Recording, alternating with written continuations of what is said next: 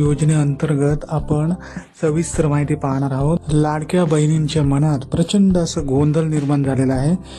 तुमच्या सर्व प्रश्नांची उत्तरे तुम्हाला या व्हिडिओमध्ये मिळतील। व्हिडिओ शेवटपर्यंत नक्कीच बघा। पहिला प्रश्न जो आहे, जून व जुलैचा हप्ता कधी मिळणार आहे, तर जाणून घेऊया यामागचे कारण काय आहे। जून महिन्याचा जो हप्ता आहे तो काही महिला लाभार्थ्यांना मिळालेला आहे, तर काही महिला लाभार्थ्यांना अजूनही जून महिन्याचा जो 12वा हप्ता आहे तो अजूनही मिळालेला नाही आहे। तर यामागचे खरे कारण काय आहे सरकारने स्पष्ट केलेले आहे। जाणून घेऊयात आपण। ज्या महिला लाडक्या बहीण योजनेचे सर्व निकषामध्ये बसत आहेत त्यांना सगळ्यांना पैसे मिळणार आहेत, त्यांना काळजी करण्याचे काहीही कारण नाही। मात्र ज्या महिला निकषामध्ये बसत नाहीत त्यांचे अर्ज हे बाद करण्यास सरकारने सुरुवात केली आहे आणि हेच कारण आहे जून व जुलैचा हप्ता अजूनही काही महिलांना अजूनही जमा झालेला नाही आहे। दुसरा प्रश्न जो आहे तो आहे, कोणत्या लाडक्या बहिणी पात्र आहेत व कोणत्या लाडक्या बहिणी अपात्र आहेत। तर समजून घेऊया।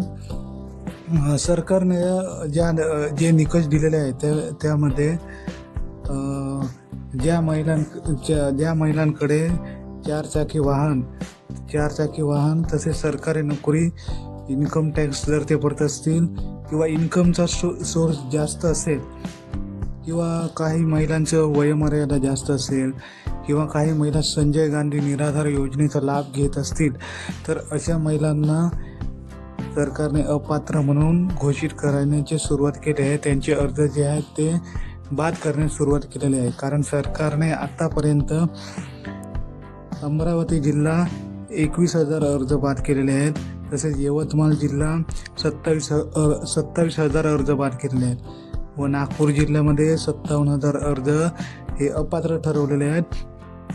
असे आत्तापर्यंत 80,000हून अधिक लाडक्या बहिणींचे अर्ज हे अपात्र ठरवण्यात सरकारने तपासणी सुरू केली आहे। ज्या महिला लाभार्थी पात्र आहेत त्यांना लवकरात लवकर जून व जुलै महिन्याचा 12वा व 13वा हप्ता मिळणार आहे। त्यांना काळजी करण्याची काहीच गरज नाही आहे। तसेच जून महिन्याचा हप्ता ज्या महिला लाभार्थ्यांना मिळालेला नाही त्यांना जून व जुलैचा दोन्ही हप्ते हे एकत्रित मिळणार आहेत। तसेच ज्या महिलांना जून, जुलै आणि आता 9 तारखेला जे रक्षाबंधन आहे, आता लाडकी बहीण योजना म्हणजेच तिचं दुसरं नाव आहे रक्षाबंधन।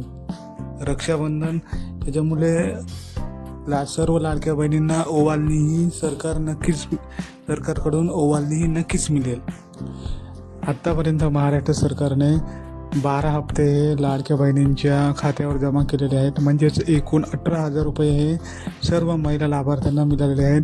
तसेच ही लाडकी बहीण योजना पुढेही अशीच चालू राहील अशी माननीय उपमुख्यमंत्री एकनाथ शिंदे साहेबांनी स्पष्ट केलेले आहे। त्यामुळे लाडक्या बहिणींना काळजी करण्याचे कोणतेही कारण नाही। तुम्हाला लवकरात लवकर हे पैसे मिळणार आहेत। चला तर भेटूयात लवकरच नवीन अपडेटसह। तोपर्यंत आपण इथेच थांबूयात। जर चॅनलवर कोणी नवीन असाल तर आपल्या चॅनलला सबस्क्राईब करा आणि शेअर करायला विसरू नका। धन्यवाद।